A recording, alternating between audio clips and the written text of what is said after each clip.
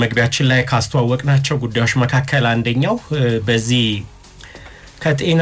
ከጤናና ደህንነት ጋር ከዛ ጋር ተያያዥነት ባላቸው ውይይቶች ወይም እነዚህ ሐሳብ ልውውጦች በሚደረጉባት መድረክ ላይ እንዲሁም በሌሎች አጋጣሚዎች በተደጋጋሚ ከሚሰሙ ሐሳቦች መካከል አንደኛው የዚህ ዶፓሚን ዲቶክስ ወይም የዶፓሚን ጾም ስለሚሰጠው ጥቅም ይነገራልና ሐሳቡ በደመ ነፍስ ሲታይ ትክክል ይመስላል። ማለት ሰዓታትን የሆነ ቲክቶክ ላይ ወይም ሌላ ማህበራዊ ሚዲያ ላይ ካሳለፍን በኋላ ምን ያህል ስሜታችን እንደሚረበሽ እናውቃለን። ነገር ግን ሳይንሱ ምን ይላል? በእርግጥ ከዶፓሚን ራስን ማጽዳት ይቻላል ወይ የሚለውን ለማየት እንሞክራለን ብለናል።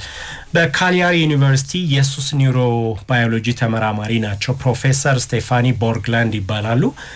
እሳቸው ይሄ ቃሉ የሆነ ደስ የሚል ቃል ስለሆነ ዶፓሚን ዲቶክስ ሲባል በተደጋጋሚ የሚጠራ ይመስለኛል፣ ግን ትርጉም የለሽ ነው ብለው ብዙም ቦታ አልሰጡትም፣ አጣጥለውታል። ዶፓሚን በአንጎል ውስጥ ያለ የነርቭ መልእክትን የሚያስተላልፍ ነው እንጂ መርዛማ የሚባል ንጥረ ነገር እኮ ወይም ቶክሲን አይደለም ይላሉና ስለዚህ ከዛ አንፃር ስናየው ዲቶክስ ሊደረግ የሚችል ነገር አይደለም ይላሉ።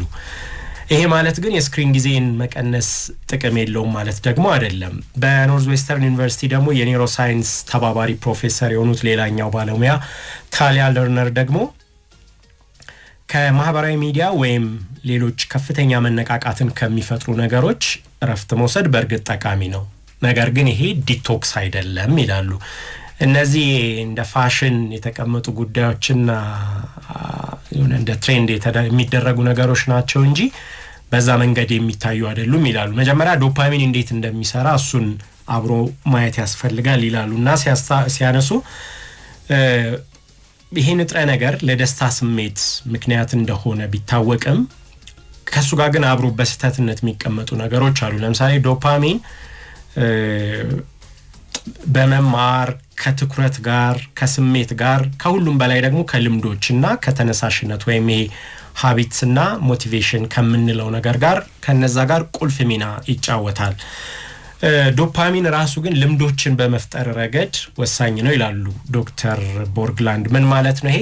አንድ ነገር ዶፓሚን እንዲመነጭ ሲያደርግ አንጎል ይሄ ነገር ጠቃሚ ነው ስለዚህ ትኩረት ስጥ የሚል መልእክት ይደርሰዋል። ምን ማለት ነው? እሱን ደግሞ ከሆኑም በተደጋጋሚ ከምናገኛቸው ምልክቶች ጋር አብሮ ያስተሳስሯል። ለምሳሌ ስልክ ላይ የሆነ መልእክት ሲመጣ ጢቅ የሚለው ወይም ኖቲፊኬሽን ማሳወቂያ ጋር ሲመጣ እንዳለው አይነት መልእክት እሱም እንደዛ አድርጎ እንዲወስድ አንጎላችንን በዛ መንገድ ያዘጋጀዋል ይላሉ። ይሄ ፍላጎት ወይም ይሄ ምልክት የሆነ ድርጊት እሱን ተከትሎ እንደሚመጣ ሽልማት አድርጎ ይወስደዋል። ስለዚህ ያ የልምድ አዙሪትን ይፈጥራል ማለት ነው። ያ ነገር ሲመጣ የሆነ ነገር ስላገኘ ለሱ እንደምናገኘው ሽልማት አድርጎ ከሱ ጋር አብሮ አገናኝቶ ይወስደዋል። ይሄ አዙሪት ደጋግሞ ሲከሰት በአንጎል ውስጥ አውቶማቲክ የሆነ የልምድ ወይም የልምምድ መንገድ ይፈጠራልና እሱን አብሮ መረዳት ያስፈልጋል ማለት ነው። ምንድነው የሚሉት? በቀላሉ የሆነ ነገር ሲመጣ ወይም ያ ነገር ደስታ የሚሰጠን ከሆነ እንደ አንድ ምልክት ያንን እንዲወስደው አይምሮአችን እሱን ይማራል። ስለዚህ ድጋሚ ያንን ነገር በሚመጣበት ጊዜ ቀጥሎ የሚመጣው ነገር ምን እንደሆነ ያውቃል። ስለዚህ የዛ ልምምድ መገለጫ እንደሆነ በዚህ መንገድ እንደሚሰራ እሱን መጀመሪያ መረዳት አለብን ይላሉ። ከዛ ግን ይሄ የዶፓሚን ዲቶክስ የሚባለው ቲዮሪ የመጣበት መንገድ ወይም አደገኛ ነው ብለው እነሱ የሚያስቡበት አንደኛው መንገድ ቋንቋው የተወሰደው ከአደገኛ እጽ ሱስ ጋር አብሮ ተገናኝቶ የመጣ ሐሳብ ስለሆነ ነው ይላሉ። እንደ ኮኬን ወይም ሌሎች አደገኛ እጽ የሚባሉ እጾች በአንጎል ውስጥ ከመጠን በላይ ዶፓሚን እንዲጥለቀለቅ ያደርጋሉ። ይሄ ልምድ ብቻ ሳይሆን ሱስም ነው። አሁን እኛ እያወራን ያለነው ግን በልምድ የሚፈጠር ወይም የሆነ ነገር ስናገኝ እሱን ተከትሎ የሚመጣ አለ አይደል? አሁን ቅድም እንዳልነው ማህበራዊ ሚዲያ ላይ የሆነ ነገር ከፈትን፣ አየን፣ እሱን የሆነ ደስታ ሰጠን፣ ከዛ ደግሞ ሌላ እሱን ለማግኘት እንደገና ሌላ ደስታ እንድናገኝ እንፈልጋለን። ያ የሆነ ድግግሞሽ ውስጥ የከተተን ዶፓሚን እንዲያመነጭ የሚያደርገው ሰውነታችን እዛ ልምምድ ውስጥ ይከተናል፣ ቅድም እንዳሉት ማለት ነው። እሱ ልምድ ነው የሚሉት። ይሄኛው ግን ልምድ ሳይሆን ሱስ ነው። ሱሱ ደግሞ በአንጎል ውስጥ ከመጠን በላይ የሆኑ ዶፓሚን እንዲመነጭ ያደርጋል። ከዚህኛው ፍጹም ይለያል ብለው ነው የሚጠሩት። ምን ማለት ነው? ከምን ጋር ያገናኙታል? አንጎላችን ይሄን ከፍተኛ መነቃቃት ለመቋቋም ሲል የዶፓሚን ተቀባዮች ወይም ሪሴፕተርስ የሚባሉት ቁጥርና ስሜታዊነትን ይቀንሳል። ይሄ ደግሞ እንደ ምግብ ሊሆን ይችላል ወይም ከሰዎች ጋር ባለን ማህበራዊ ግንኙነት ሊሆን ይችላል ወይም ቀላል በሆኑ ነገሮች የምናገኘውን የመደሰት ችሎታችንን ያጠፋብንና ከዛ ካደገኛ እጽ በመራቅ እነዚህን ተቀባዮች በከፊል ወይም ደግሞ በጣም በዝግታ ወደ ነበሩበት ሁኔታ መመለስ ይቻላል ይላሉ። ችግሩ ግን እንደ ማህበራዊ ሚዲያ ያሉ ተግባራት ካደገኛ እጽ ጋር ተመሳሳይ የሆነ የኬሚካል ለውጥ በአንጎል ላይ እንደሚያመጡ የሚያረጋግጥ ምርምር እስካሁን ድረስ በምርምር አልተረጋገጠም ነው የሚሉት። ማለት አደገኛ እጽ ላይ ያለው አንዱ ችግር የኬሚካል ለውጥ አለ። የኬሚካል ለውጥ ይፈጠራል በአንጎላችን ውስጥ። ያ ሱስ ይሄ ዝም ብሎ ልማድ ብቻ አይደለም፣ የኬሚካል ለውጥ በሰውነታችን ውስጥ እንዲፈጠር ያደርጋል ሱሶች የሚሉበት አንደኛው ምክንያት ባለሙያዎች ከዚህኛው በጣም የሚለይበት አንደኛው ምክንያት ይሄ ሊሆን ይችል ይሆናል ወደፊት ምናልባት፣ ግን እስካሁን ባለው ሁኔታ በማህበራዊ ሚዲያ አማካኝነት የሚያጋጥመን የማህበራዊ ሚዲያ ሱስ መጠቀም ወይም ማህበራዊ ሚዲያ ሱስ ነው ስንል በማህበራዊ ሚዲያ የምንገባበት ሱስና ከሌሎች አደንዛዥ ጋር የምንገባበት ሱስ ሁለቱን አንድ አይነት ደረጃ እንዳላቸው ሱስ አድርጎ የመውሰድ ድምዳሜ አለ ይላሉ። ይሄ በጣም የተሳሳተ ነገር ነው ብለው ያስቀምጣሉ። ይሄኛው በአደንዛዥ እጽና በሌሎች ምክንያቶች የሚፈጠሩ ሱሶች ውስጥ ያለ የኬሚካል ለውጥ አለ። በማህበራዊ ሚዲያ በኩል የምንገባበት ሱስ ግን ያንን የሆነ ተመሳሳይ የሆነ የኬሚካል ለውጥ እንዳለው እስካሁን ድረስ ያለ በሳይንስ የተረጋገጠ ማረጋገጫ የለም ይላሉ። ስለዚህ አብዛኞቻችን የሚያጋጥመን ነገር ሱስ ሳይሆን ጠንካራ በልምምድ ውስጥ የምንገባበት ችግር ነው ይላሉ። ለምሳሌ ማታ ማታ ስልክ ማየት እንደማይገባውት ቢያውቁም ግን ስልኮን ደግሞ ሊያነሱ ይችላሉ። ያ ራስን መቆጣጠር ስላቃተን ነው እንጂ ልክ እንደ አደገኛ እንደ አደንዛዥ እጹ አይነት ሱስ ውስጥ ግን ስለገባን አይደለም። ሁለቱን መለየት ያስፈልጋል ይላሉ።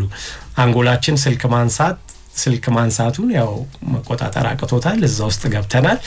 ለዛ ልማድ ውስጥ ነው ያለነው እንጂ እንደ ኮኬን እንደመጠቀም አይነት አደገኛ እጽ አይደለም ይላሉ። ስለዚህ በዛ ምክንያት ምን መደረግ አለበት የሚለውንም ነገር ሁለቱን የተለያየ የሚያደርገው መነሻው ምክንያት ይሄ ነው ይላሉና አንድን መተግበሪያ ለ2 ሳምንት ብለን ከስልካችን ላይ ብናጠፋው ወይም አንጠቀምም ብንል ወይም ብንዘጋው የልምድ አዙሪቱን የሚቀሰቅሰውን ምልክቱን አስወገድ ነው እንጂ ልምዱን ለዘላለም አላጠፋ ነው ማለት። ፌስቡክ ስገባ ወይም ቲክቶክ ስገባ ቲክቶክ በመግባቴ ምክንያት ያቺን ዶፓሚን ሰውነቴ ወይም አንጎላችን እንዲያመነጭ ያደርጋል። ከዛ ከሱ የሆነ የምናገኘው ነገር አለ። ወዲያው ደግሞ እንደገና ሌላ እንፈልጋለን። ስለዚህ ወደሱ የሚወስደን ቲክቶክ ነው ብለን ስላሰብን ቲክቶክ ልናጠፋው እንችላለን። ያ ማለት ግን ሙሉ ለሙሉ ልምዱን ለዘላለም አጠፋ ነው ማለት አይደለም። ስለዚህ ወደ እንደገና ተመልሶ ሊመጣ ይችላል። ለሆነ ያህል ጊዜ አቆየ ነው። ከዛ በኋላ ድጋሚ መጠቀም ስንጀምርም ቆመ ማለት አይደለም፣ ተመልሶ ሊመጣ ይችላል ይላሉ። ስለዚህ በቀላሉ ወደ ቀድሞ ባህሪው ሊመለስ ይችላል። ስለዚህ ዘላቂ ለውጥ ለማምጣት ግን ለአዲስ የሚባል ልምድ ለአንጎላችን ማስተማር ያስፈልጋል። ይሄ ነው እንደ መፍትሄ መወሰድ ያለበት ብለው ይመክራሉ። ለምሳሌ ድብርት ሲሰማን ወይም ስልካችን ሲጮህ ስልኩን ከመንካት ይልቅ ሌላ ነገር ማድረግ፣ የትንፋሽ ልምምድ ማድረግ፣ የእግር መጓዝ ሊሆን ይችላል ወይም ሌሎች አይነት ልምምዶችን መጀመር እንችላለን። ይሄ አዲስ የሚባል የልማድ ወይም የመተካት የሚባል ልማድ ያኛው ልማድ አለ። በሱ ልማድ ፈንታ የሚተካ ሌላ ልማድ ሊሆን ይችላል እንጂ እሱ ሊሆን ይችላል እንጂ እንደ መፍትሄ የሚታሰበው ለተወሰነ ጊዜ አቁመ ነው ቀጥሎ ከሆነ ጊዜ በኋላ ግን እንደ ጾም ማለት ነው አይደል 15 ቀን ጾመን ወይም አንድ ወር ጾመን ተመልሰን ግን ወደዛኛው መንገባ ከሆነ ለዛችም ለምትባል ለሆነ ያህል ጊዜ ፋታ ሰተነው ይሆናል እንጂ ችግሩን ግን የሚያጠፋው አይደለም። ወይም በዛ ምክንያት የሚመጣ የሆነ አይነት መፍትሄ እንዳለ ተደርጎ የሚወሰደው ነገር ግን እሱ የተሳሳተ ነው።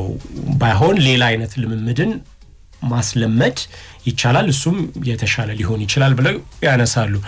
ከዛ ሌላ ስለዚህ ምንም የዶፓሚን ጾም የሚባለው ነገር ምንም ጥቅም የለውም በተመለከተ የሰጡት ሐሳብ የስነ ልቦና ባለሙያ ናቸው እዚህኛው ላይ ዶክተር ሱዛን አልበርስ የሚባሉ የዶፓሚን ዲቶክስ የሚባለው ዋና ጥቅም ይሄ ከልክ በጣም ያለፈ መነቃቃት የሚባለውን እሱን የመቀነስ ነገር ላይ ሊያግዘን ይችላል።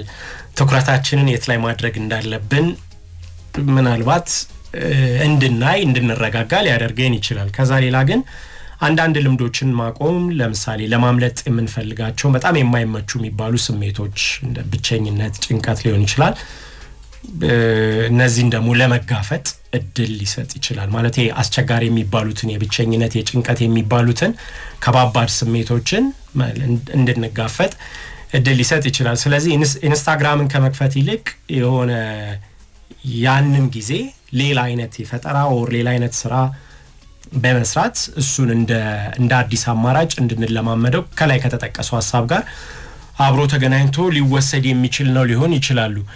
ስለዚህ ሁሉንም ደስታዎች በአንዴ ለማቆም አይሞክሩ። ከዛ ይልቅ ስልክ መጠቀም ወይም የሆነውን ነገር በተወሰነ ጊዜ ሌላኛውን ነገር በተወሰነ ጊዜ አድርጎ በመገደብ ጊዜውን በመገደብ በማስቀመጥ በምትኩ ደግሞ ሌላ አስደሳች የሚባል ነገሮችን በመተካት አዳዲስ ልምድን በማዳበር እሱን መሞከር የበለጠ ተጨባጭና ውጤታማው መንገድ እሱ ሊሆን ይችላል ይላሉ። ስለዚህ ሲጠቀለል ዋናው ሐሳባቸው ዶፓሚን ዲቶክስ የሚባለው ሐሳብ መነሻ የሆነው ከዚህ አደንዛዥ እጽና ሌሎች ሐሳቦችን ልክ ከነሱ ሱስ እንደመውጣት ተደርጎ ወይም ለተወሰነ ጊዜ ከሱሱ የመራቅ ሙከራ የማድረግ ልምምድ አለ አይደለ? ወይም የሕክምና ላይም ሰዎች ሲገቡ ወይም ደግሞ ለተወሰነ ያህል ጊዜ መደበኛውን ሙሉ ለሙሉ ከማቆማቸው በፊት እስቲ ለምሳሌ ሲጋራ ሲያጨሱ የቆዩ ሰዎች በአንድ ሲጋራ ማጨስ ሊያስቸግራቸው ይችላል። ማጨስ ነው ያልኩት።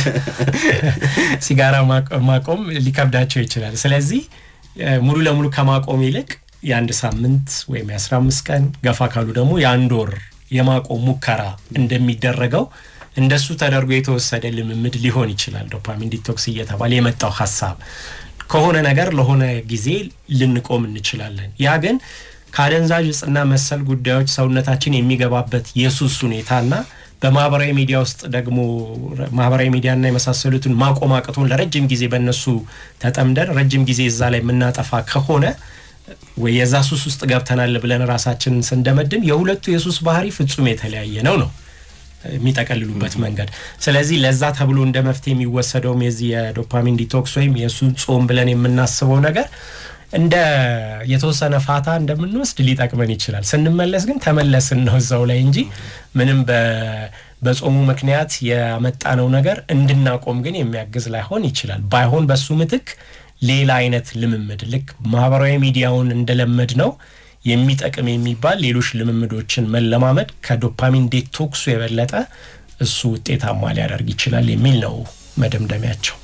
ስለዚህ ከዚህ አንፃር መውሰድ ይቻላል። የሙከሩ አድማጮቻችንም ውጤታማ ካደረገላቸው ችግር የለው ማለት ውጤታማ ከሆኑበት ዋናው ውጤታማ መሆኑ ነው። ግን እንዲህ የተባለ እንትን ላይ ነኝ እኮ አሁን የሚባለው ነገር ትንሽ ደግሞ የሚሸውድ ነገር ስላለው ከዛም አንፃር አብሮ ነገሩን ማየት ያስፈልጋል ነው የባለሙያዎቹ አስተያየት። የተለመደ ነው ይሄ ማህበራዊ ሚዲያ ላይ የተወሰኑ ቃላቶችን አምጥቶ ትንሽ የሕክምና የሚመስሉ ቃላቶች ይመጡና ከዛ ሰዎች እየተለማመዷቸው ይመጣሉ። እንደዚህ ባለሙያዎች ግን ሐሳቡን በደንብ ሲያብራሩት ሰው ጥርት ያለ ምስል ይኖራል ብዬ አስባለሁ። እኔ እንትኗች ቃሏ ደስ ስለምትልም እያደረጉ ከሆነ በሱ ምክንያት ፋታ ሰውነት ዲቶክስ ላደርግ ከዶፓሚን ብቻ ሳይሆን ሌላውንም ነገር ሲሉ ይሰማል በብዛት። እሱማ እንደውም ዋና የመጣው እኮ ከዚህ ዲቶክስ እያደረኩኝ ነው ማለት ሰውነት ያው ጾም ማለት ነው። አንዳንዱ በውሃ ብቻ ነው ለተወሰነ ጊዜ መጾም ይላል። የፍራፍሬ ጭማቂ ብቻ እያደረኩኝ ለተወሰነ ጊዜ በሱ ነው ይላል። ያው እሱ አንዳንዱ ከሕክምናም ጋር ከሚገናኙ ጉዳዮች ስለሆኑ ዝም ብለ እሱን እንተውና ወይም ባለሙያዎች በዛ ላይ ደግሞ የራሳቸው አስተያየት ስላላቸው ማለት ነው። ግን እቺ ቃል በዛ ምክንያት ብዙ ቦታ ገባችና አሁን ደግሞ እዚህ ቴክኖሎጂው አካባቢም ገብቶ በዛ ምክንያት ይነሳልና ለዛ የሰጡት ማብራሪያ ተደርጎ ሊወሰድ ይችላል። በጣም አሪፍ። አድማጮቻችን እናንተንም ሐሳቦች አካፍሉ።